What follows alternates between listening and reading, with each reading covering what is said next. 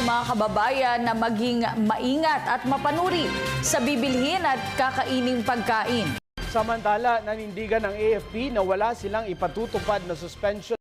Samantala, suportado ng palasyo ang pagsusulong ng Senado. Samantala, bilang alternatibo sa patuloy na pagbigat ng trapiko. Meanwhile, Mayor Binay and his supporters vowed to defy the latest suspension order issued.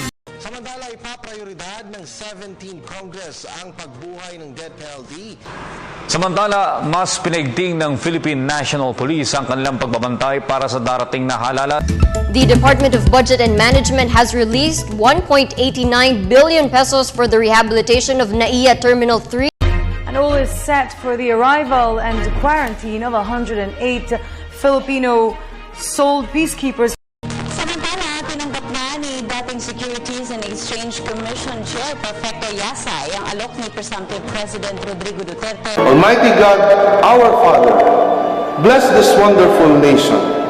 Protect us from physical and spiritual war, from fear and confusion, from separation and division.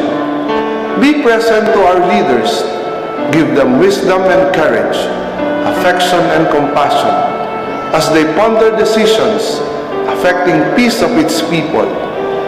Make us more deeply aware of our beginnings, remembering not only our rights, but also our duties and responsibilities as a citizen. Make this nation, the pearl of the Orient Seas, to be a great place again.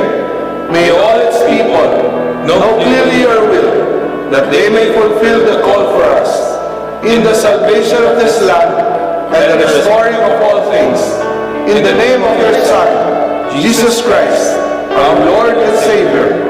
Amen. Ang sila mga pangyayaring tinutukan ninyo nag-iisang liga ng katotohanan. Ako naman, Arnold Glavio. Mga kapuso, 91 days na lang po, Pasko na.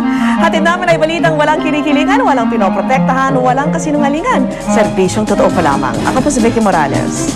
Hanggang sa Lunes, sama-sama tayo magiging saksi.